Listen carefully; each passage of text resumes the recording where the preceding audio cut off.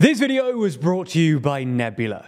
Since the war in Ukraine began, Ukraine's President Volodymyr Zelensky has always made it clear that he expects Crimea to return to Ukraine. Now, obviously, this is a tall order. Crimea has been a de facto part of Russia since 2014, and the Ukrainians would first have to advance through southern Kherson, which is currently occupied by Russians too. Even then, Crimea's return would be far from guaranteed. Invading Crimea is really difficult, and the Russians have been building fortifications on its coast since they retreated from Kherson City late last year.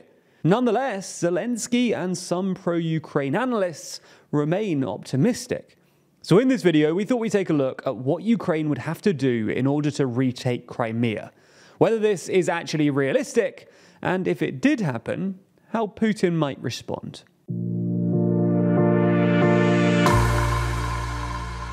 So, before we get into how Ukraine might recapture Crimea, let's first talk about why Ukraine wants Crimea back. Now, obviously, the main reason that Ukraine wants Crimea back is because, according to international law, Crimea is part of Ukraine.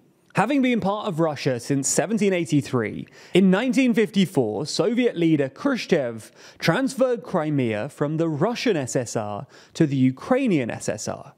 So, when the Soviet Union collapsed and Ukraine became an independent state in 1991, Crimea went with it. In fact, there was even a referendum on Ukrainian independence in the same year, in which a 54% majority of Crimeans voted in favor. Although it is worth saying that this figure was far lower than any other region of Ukraine.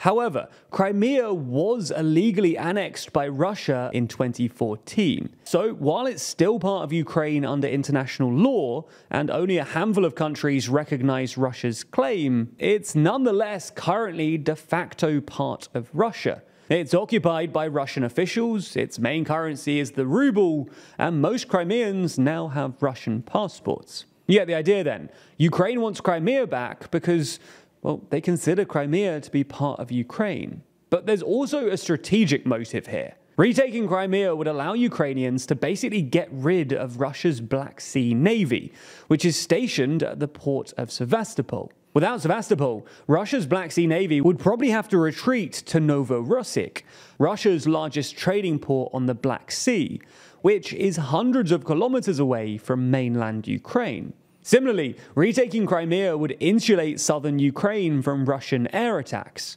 That's because Russia has been firing hypersonic missiles from the peninsula, and is using an airbase there to stage air assaults against Ukrainian positions in southern Ukraine. So retaking Crimea would better protect Ukrainian positions in the south of the country, and make another future invasion significantly more difficult.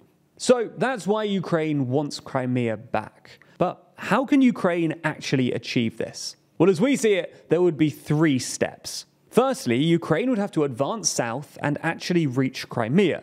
Secondly, Ukraine would have to stage a siege to weaken Russian positions in the region.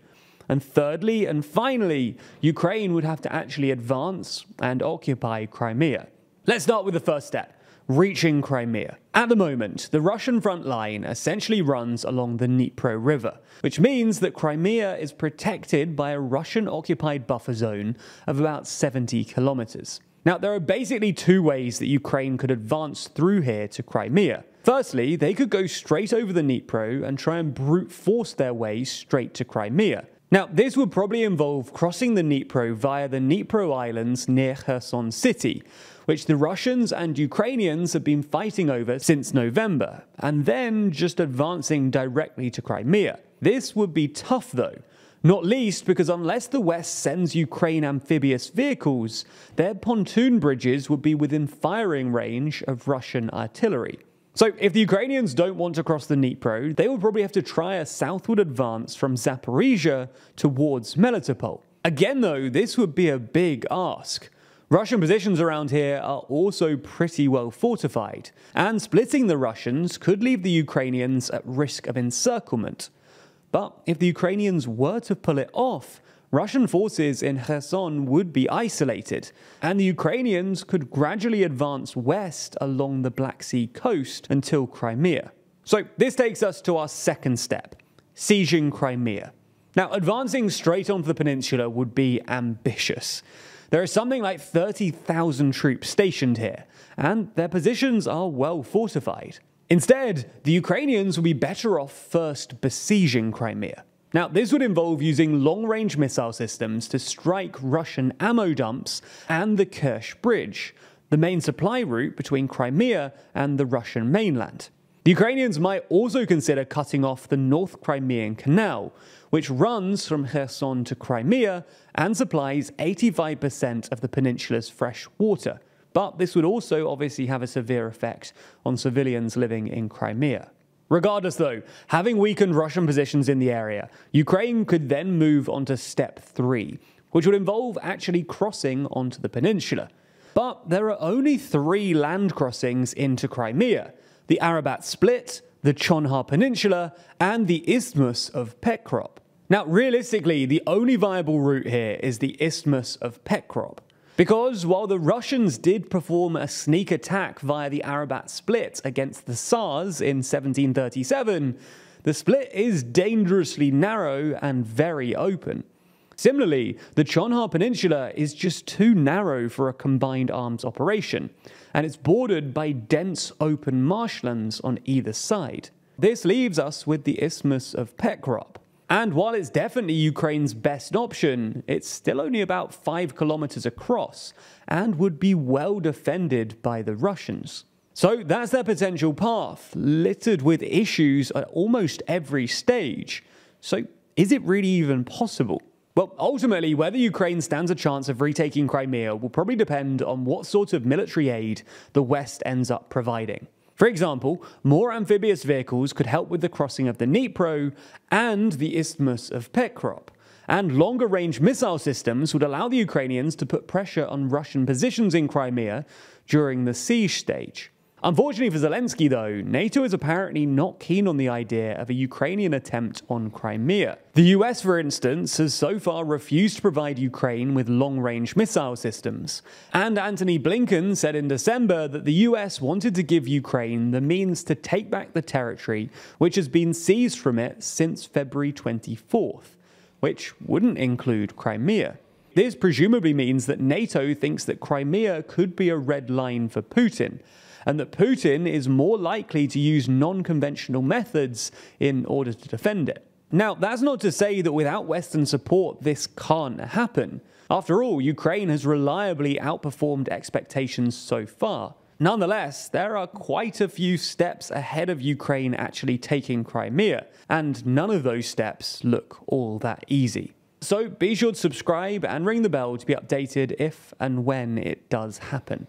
If that's not enough TLDR for you for one day, then you ought to check out our new series, This Week in Parliament, which has just made a magnificent return. That's not a quote or anything, that's just a thing I'm saying.